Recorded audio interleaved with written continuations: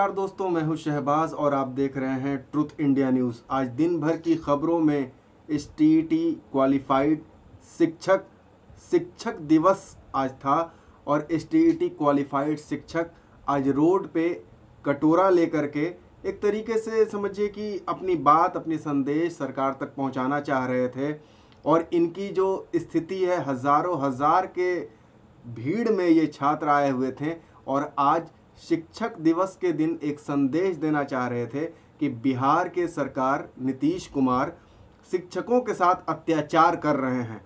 आज लगातार इस पे हम नज़र बनाए हुए थे और आज जो समझ में आया, चूँकि आप एक परिवार हैं हमारा, आपसे साझा करना चाहते हैं और लगातार हम आपको इस तरह की रिपोर्ट दिखाते हैं जो ज़मीन से जुड़ी हुई है।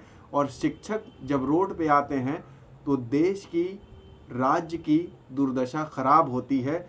आपको हम लेकर के चलते हैं जब शासन नंद वंश का था और धनानंद चाणक्य की नीति आप लोग सारे लोग जानते होंगे। और चाणक्य एक शिक्षक ही थे और धनानंद, नंद वंश के राजा धनानंद जब उनकी बेइज्जती करते हैं और उठ करके चाणक्य दरबार से चले जाते हैं और किस तरीके से नंद वंश का अंत होता है, राजा धनानंद का अंत होता है और चाणक्य चंद्रगुप्त मौर्य को कुर्सी पे बैठाते हैं, सत्ता पे बैठाते हैं और सिकंदर महान को किस तरीके से पराजय करते हैं, सारे राजाओं को एकत्र करते हैं। चाणक्य अपनी नीति से भारत उस वक्त बहुत सारे खंडों में बटा हुआ था, अलग अलग राज्यों के राजा थे, सारे को एक करते हैं और सिकंदर महान को, जो सिकंदर महान था, यहाँ से उसे खाली हाथ हिंदुस्तान से लौटना पड़ता है। तो एक शिक्षक की ये ताकत होती है। और आज शिक्षक जिस तरीके से रोड पे कटोरा लेकर के जो संदेश दे रहे हैं नीतीश कुमार को, उस संदेश को नीतीश कुमार को समझना चाहिए कि यही शिक्षक हैं जिन्हें देश विदेश में कितना आदर और सम्मान मिलता है। यही शिक्षक हैं जब किसी देश विदेश में जब खड़े होते हैं कोर्ट में तो वहाँ के जज भी खड़े हो जाते हैं कि शिक्षक हैं और वो जज भी किसी न किसी शिक्षक के द्वारा ही जज बनते हैं। आप आईएएस हों, आईपीएस हों, आप इंजीनियर हों, डॉक्टर हों, किसी न किसी शिक्षक के द्वारा ही आप पढ़ते हैं और उस मुकाम को हासिल करते हैं। तो शिक्षक की क्या मर्यादा होती है, इस बात को हमारे सरकार को, नीतीश कुमार को समझना चाहिए। लेकिन ये सरकार नहीं समझ रही है। हम अपने वीडियो के माध्यम से, अपने न्यूज़ के माध्यम से सरकार तक ये बात पहुंचाना चाहते हैं और चाहते हैं कि आप हमारा साथ दीजिए और इस वीडियो को ज़्यादा से ज़्यादा शेयर कीजिए। अब हम आपको पटना की उस धरती पे लेकर के चलते हैं जो शिक्षक और छात्रों से भरी हुई धरती है और जहाँ पे शिक्षक भी मोटी आमदनी कमाते हैं। प्राइवेट शिक्षक की अब हम बात कर रहे हैं। ये तो सरकारी शिक्षक जो एसटीईटी का एग्ज़ाम क्वालिफाई किए हुए हैं और अब रोड पे घूम रहे हैं किस तरीके से। प्राइवेट शिक्षक की अब हम बात कर रहे हैं कि प्राइवेट शिक्षक भी किस तरीके से लुप्त होते जा रहे हैं इसी पटना के धरती पे। और डिजिटल प्लेटफॉर्म की जो हम बात करते हैं, आज के डेट में तो शिक्षक आपको बहुत जगह पे मिल जाएंगे। डिजिटल प्लेटफॉर्म पे भी शिक्षक मिल जाएंगे, बहुत सारी वीडियोस मिल जाएगी, बहुत सारे लेक्चर मिल जाएंगे जिससे आप पढ़ करके आगे की तैयारी कर सकते हैं, आप कोई भी कंपटीशन क्वालिफाई कर सकते हैं। लेकिन बहुत सारे शिक्षक ऐसे जो क्लासरूम में पढ़ाते हैं, वो शिक्षक भी, चूँकि कोरोना काल में इस तरीके की जो बंदी हुई, जो लॉकडाउन हुआ, तो बहुत सारे शिक्षक डिजिटल प्लेटफॉर्म पे आए। अब हम आपका ध्यान उधर खींचना चाहते हैं कि क्या डिजिटल प्लेटफॉर्म ये सारे स्टूडेंट के लिए है? अगर आप सोचते हैं कि हाँ, तो ये बात बिल्कुल सच नहीं है, क्योंकि जो स्टूडेंट पढ़ने में कंसंट्रेशन बनाए हुए हैं, पढ़ाई के बारे में समझ रहे हैं, और उस स्टूडेंट के लिए ये डिजिटल प्लेटफॉर्म बहुत ज़्यादा बढ़िया है। लेकिन वैसे स्टूडेंट जो 9th में हैं, जो 10th में हैं, जो पढ़ाई को अभी उस तरीके से अहमियत नहीं देते हैं, लेकिन पेरेंट्स को देखिएगा कि वो उन्हें मोबाइल दे देते हैं और डिजिटल प्लेटफॉर्म पे एडमिशन ले लेते हैं। बहुत सारी कोचिंग संस्थान है जो अपना ऐप्स बना करके बच्चों को पढ़ा रही है। अब बच्चे उसमें पढ़ते भी रहते हैं और बहुत सारे ऐप से पढ़ते रहते हैं, लेकिन पढ़ाई ना करते हुए वो और सारा काम जो है करते हैं। क्लासरूम में अगर आप पढ़ रहे हैं तो आपको कोई टॉपिक नहीं समझ में आ रही है, आप तुरंत हाथ उठा करके सर से क्वेश्चन कर सकते हैं। अगर आपको शर्म लग रहा है सर से क्वेश्चन करने में, क्योंकि हज़ारों हज़ार की भीड़ में छात्र बैठते हैं, वहाँ पे अगर आपको दिक्कत हो रही है पूछने में, आप बाद में उस शिक्षक से जाकर के अकेले भी पूछ सकते हैं। अगर शिक्षक से नहीं भी पूछ पा रहे हैं, लग रहा है कि क्वेश्चन आसान है, हम समझ सकते हैं लेकिन समझ नहीं पा रहे हैं, तो अपने बगल में बैठे हुए सहपाठी से आप तुरंत का तुरंत समझते हैं। और कंसेप्ट जब तक क्लियर नहीं होगा, जो चैप्टर टीचर पढ़ा रहे हैं उसमें अगर आपको कोई डाउट है तो उससे आगे वाला चैप्टर आपको नहीं समझ में आएगा। ये बेसिकली साइंस में ये तो देखा ही गया है, फिजिक्स हो या मैथ हो, अलग उस टॉपिक पे दूसरा टॉपिक डिपेंड रहता है। तो ये कंसंट्रेशन कोचिंग संस्थान जो ऑफलाइन कोचिंग है, जो ऑनलाइन मोड में नहीं है, ये संस्थान इसमें योगदान देती है। लेकिन ऑफलाइन कोचिंग भी किस तरीके से लुप्त होती जा रही है पटना में, इस पे हम आपका ध्यान खींचेंगे। अगर कोचिंग की बात करें तो पटना में कोचिंग बोरिंग रोड में है, बेली रोड में है, बाजार समिति में है, बीएम दास रोड में है, बिकना पहाड़ी में है, राजापुर पुल में है, रामपुर नहर में है, महेंद्रू में है, मुसल्लापुर हाट में है, नया टोला में है। ऐसे तो बेसिकली पटना के हर गली हर चौराहे में कोचिंग है, लेकिन इन सारे जगहों पे जो हमने नाम लिया, यहाँ पे स्टूडेंट भी बहुत ज़्यादा रहते हैं और बहुत अच्छे अच्छे टीचर की यहाँ पे कोचिंग पिछले दिनों में चल रही थी। लेकिन आज के दिनों में जो उनके साथ दिक्कत हो रहा है कि टीचर शिक्षक ना स्टूडेंट पे ध्यान दे, सरकार ना स्टूडेंट पे ध्यान दे पा रही है, माफ़ कीजिएगा हमने शिक्षक बोला, सरकार ना छात्रों पे ध्यान दे पा रही है और ना ही सरकार शिक्षक पे ध्यान दे रही है। हमने ये भी आवाज़ उठाया कि किस तरीके से मालिक मकान जो है प्रताड़ित करते हैं छात्रों को रूम का रेंट देने के लिए। कोरोना महामारी में वो रूम में नहीं भी रहें, फिर भी उनका सामान रख लिया गया और उनसे पैसा की वसूली की गई।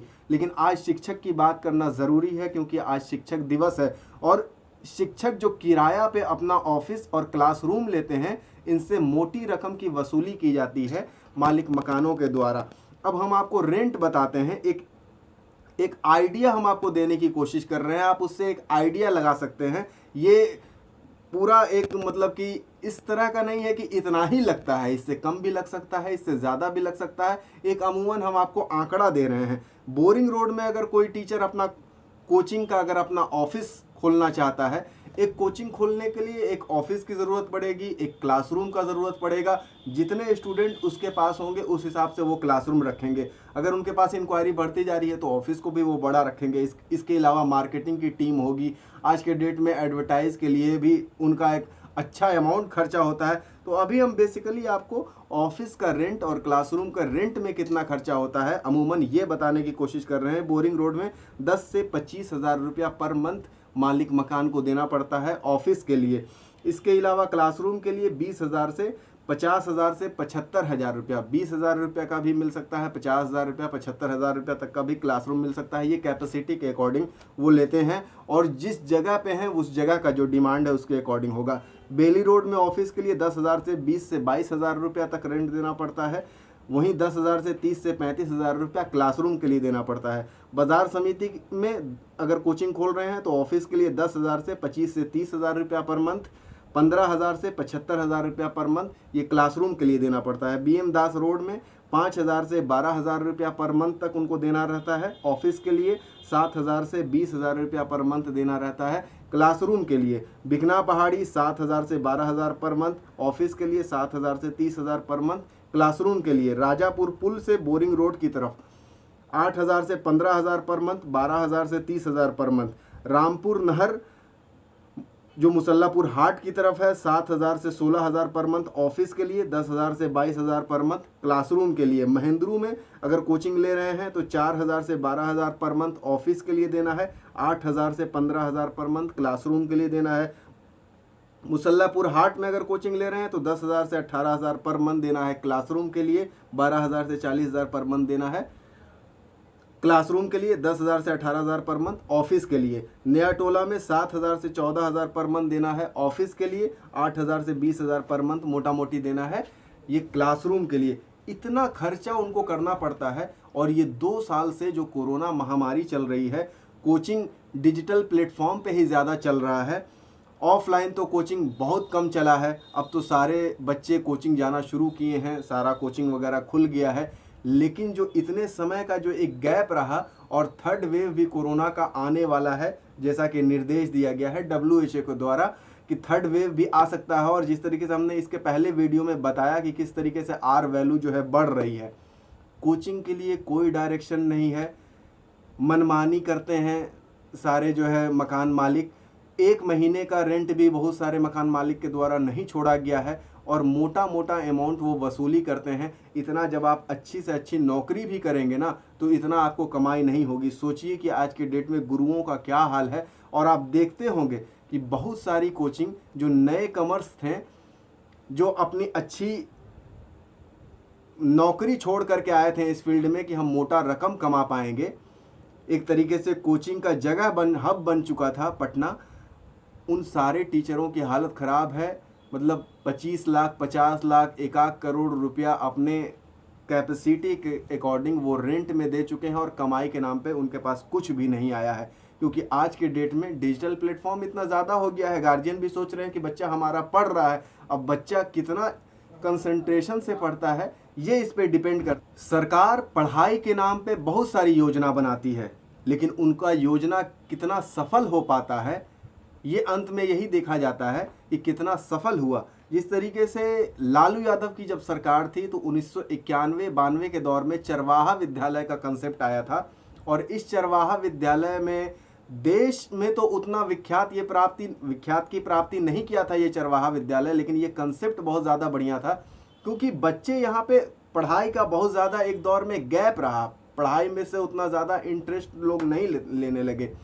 और चरवाहा विद्यालय का ये कंसेप्ट था कि बच्चे जो है, जो गरीब बच्चे हैं, जो मवेशी चराते हैं, वो बच्चे अपने जानवरों को लेकर के आएंगे। स्कूल एक बड़ा सा स्कूल रहेगा, उसमें मैदान रहेगा, और वो अपने मवेशी को छोड़ देंगे, गाय भैंस को छोड़ देंगे, घास उनकी गाय भैंस चरती रहेगी, और वो बच्चे कुछ देर आकर के पढ़ेंगे। वहाँ पे टीचर्स भी अवेलेबल रहेंगे, और महिलाओं को इसमें जोड़ा गया था कि महिलाएं छोटा छोटा रोज़गार करेंगी। जैसे अचार बनाने के लिए उनको सिखाया जाने लगा, पापड़ बनाने के लिए सिखाया जाने लगा, वहीं पे जगह दे करके। लेकिन ये कंसेप्ट भी धीरे धीरे फेल हो गया, और चरवाहा विद्यालय का कंसेप्ट फेल हो गया। जबकि बहुत सारे दूसरे देश से बहुत सारे विद्वान लोग आ करके इस कंसेप्ट के बारे में बहुत कुछ सीखें, क्योंकि ये कंसेप्ट अच्छा कंसेप्ट था, लेकिन धीरे धीरे ये कंसेप्ट फेल हो गया।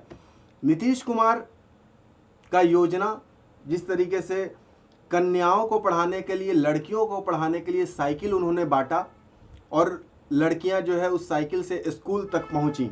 लेकिन आज जो एसटीईटी के छात्र लोग जो आंदोलन कर रहे थे, रोड पे कटोरा लेकर के एक तरीके से आंदोलन कर रहे थे। अब कटोरा लेकर के आंदोलन करने का मतलब तो आप समझ ही सकते हैं कि वो क्या संदेश देना चाह रहे हैं सरकार को। और सरकार उसमें छात्रों में महिलाएं भी थीं, बहुत सारी छात्राएं भी थीं जो एसटीईटी क्वालिफाई की हुई हैं, और आज वो किस तरीके से रोड पे भटक रही हैं। तो क्या सरकार योजना बनाती है सिर्फ दिखाने के लिए, पब्लिसिटी के लिए? क्या सरकार योजना को पूरी नहीं कर पाती है? और अगर उसको हम देखें ग्रास रूट पे जब देखें तो क्या वो खोखला नज़र आता है? इस पे आप हमें कमेंट करके ज़रूर बताइए, और आपको ये वीडियो हमारी कैसी लगी इसके बारे में ज़रूर सुझाव दीजिए, और आगे हम किस तरह की वीडियो आपके पास ले करके आएँ ये आप हमें सुझाव ज़रूर दीजिए।